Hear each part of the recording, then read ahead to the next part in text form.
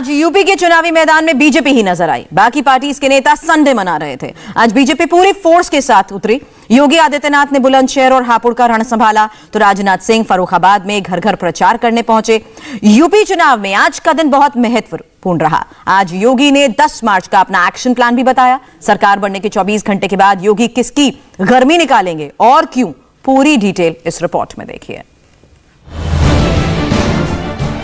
महात्मा गांधी की पुण्यतिथि पर योगी आदित्यनाथ ने ऐसे राष्ट्रपिता को याद किया। अखिलेश यादव ने भी सत्य और अहिंसा के साथ महात्मा गांधी को नमन किया। तो राहुल गांधी ने हिंदुत्ववादी वाला एंगल एक बार फिर हाईलाइट किया। लेकिन सिर्फ योगी ने महात्मा गांधी के राम राज्य की संकल्पना को साकार करने की बात दोहराई। यूपी चुनाव में राम राज्य, राम मंदिर, हिंदुत्व, बदलाव, आंदोलन, हिंदू मुस्लिम, जातिवाद, हर तरह का एक्सपेरिमेंट हो रहा है।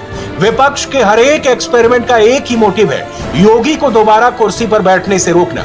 वहीं योगी आदित्यनाथ नया इतिहास रचने की ओर बढ़ रहे हैं। कांग्रेस की तरफ से यूपी चुनाव की जिम्मेदारी प्रियंका गांधी ने संभाली है। प्रियंका कोरोना, बेरोजगारी, तो राहुल गांधी हिंदुत्व को मुद्दा बनाना चाहते हैं।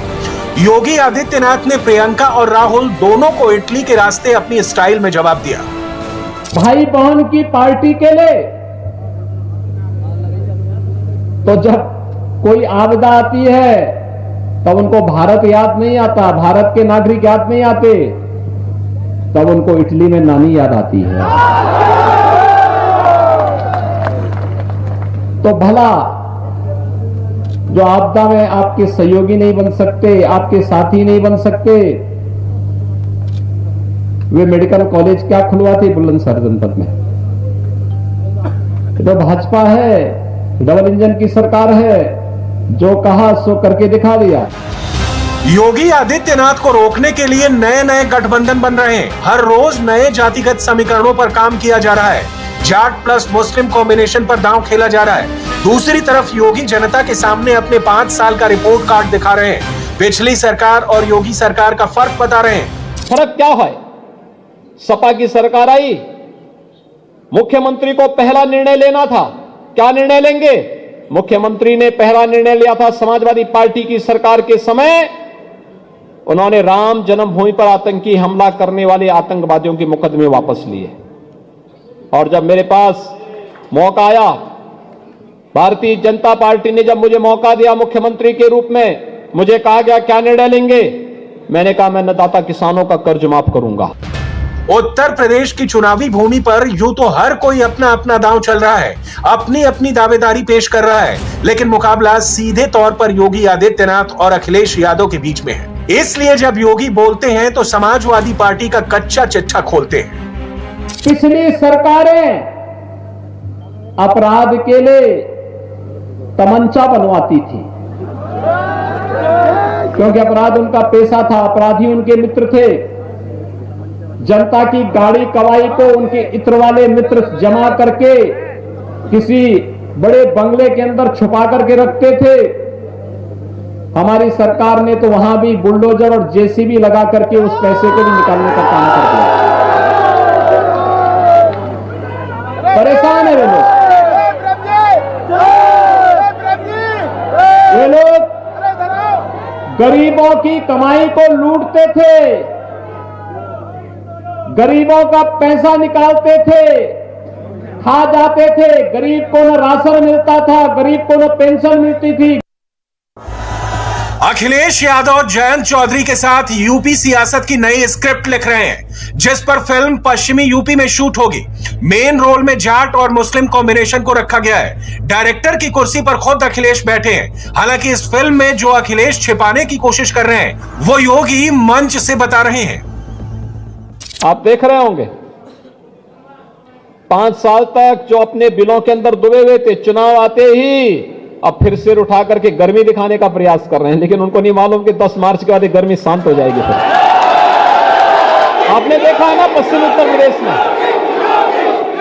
पिछली बार मैं आया था बुलंदशहर में 2017 में, पहला चुनाव प्रचार मैंने बुलंदशहर से ही किया था।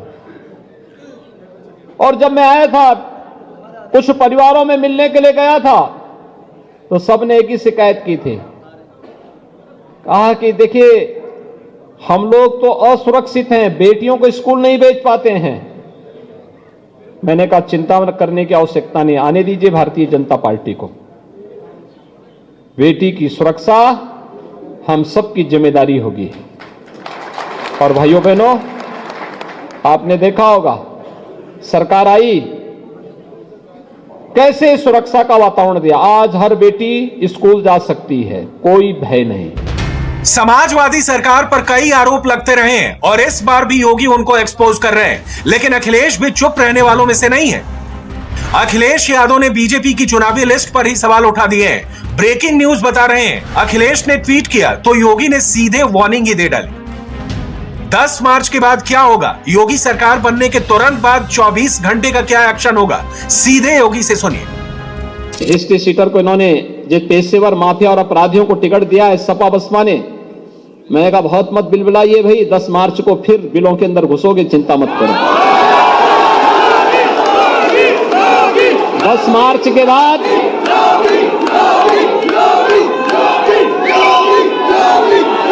भाइयों बहनों, 10 मार्च के बाद आप देखना ये गर्मी शांत होने में 24 घंटे भी नहीं लगेंगे।